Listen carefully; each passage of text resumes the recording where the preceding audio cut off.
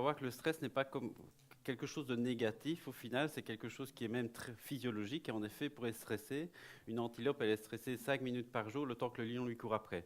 Donc heureusement qu'elle est stressée parce que ça lui donne une énergie, de l'adrénaline, de la noradrénaline. Elle a même du sucre dans le sang pour avoir de l'énergie, même si elle a à jeun. Donc elle sait justement, dans le meilleur des cas, s'échapper et ne pas se faire manger par le lion.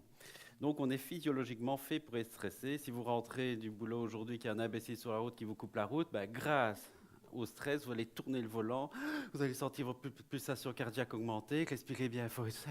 Et là, vous pouvez dire merci le stress, tu viens de me sauver la peau. Donc c'est quelque chose, retenez que le stress est une décharge d'énergie. Ça va, ça ne nous veut pas du mal, ça nous veut du bien. Cette énergie, c'est dans le but d'attaquer ou prendre la fuite.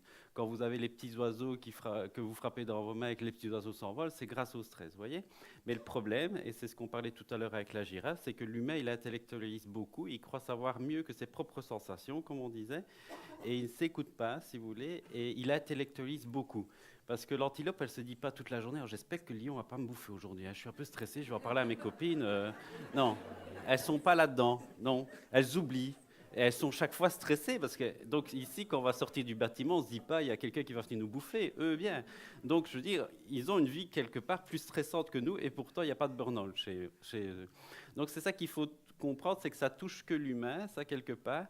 Et parce que, justement, des fois, on est des fois trop introverti, on n'exprime pas assez. Vous êtes peut-être au bureau aujourd'hui, il y a une collègue qui vous prend la tête, c'est pas possible. Mais votre cerveau, il a repéré comme une lionne, un lion qui vous attaquait, si vous voulez. Donc, il dit, tracasse pas, je vais te donner de l'énergie, tu peux la tuer. Ouais.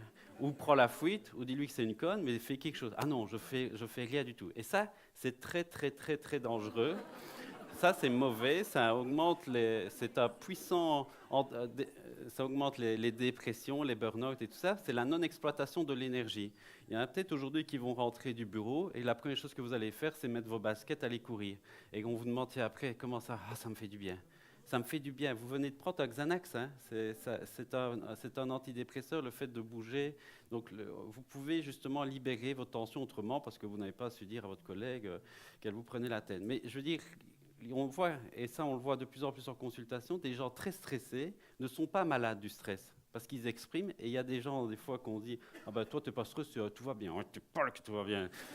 Et ça, à l'intérieur, ça ne va pas du tout. Donc apprenez justement à libérer vos tensions parce que ça a un impact énorme.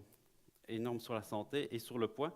Dans le livre que j'ai écrit, il y a un chapitre énorme sur le surpoids lié au stress. Tu fais manger exactement le même nombre de calories, une est stressée et l'autre pas. Mais la stressée introvertie, eh ben, elle grossit plus facilement. Parce que quand vous êtes stressé, votre corps, il vous veut du bien, il croit que vous allez attaquer. Donc qu'est-ce qu'il fait? Il libère du sucre. Donc il y a du glycogène qui va être libéré sous forme de sucre. Pourquoi? Bah parce qu'il se dit tu vas avoir besoin de tes muscles pour la tabasser. Donc je te donne de l'énergie, comme l'antilope qui galope quand elle voit le lion. Donc c'est très très bien fait ces mécanismes-là. Oui, mais le problème c'est que tu restes assis au bureau et tu fais semblant que ça va.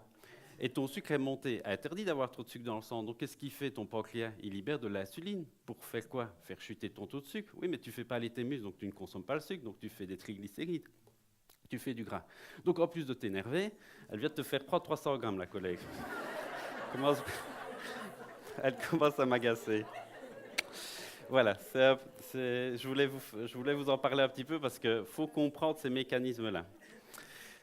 Voilà, et je terminerai en disant que la qualité de vie en vieillissant, c'est notre affaire. Si nous voulons ralentir le vieillissement, prévenir notre santé, nous devons nous prendre en charge. Charles Péguy a dit un jour que lorsqu'un homme meurt, il ne meurt pas d'une maladie, mais de sa vie entière. Un corps devrait nous durer 100 à 120 ans. La raison pour laquelle il ne le fait pas, c'est que nous ne prenons pas soin de lui. Voilà le challenge de l'avenir, avoir une population âgée, en bonne santé, toujours productive et utile. Je vous remercie.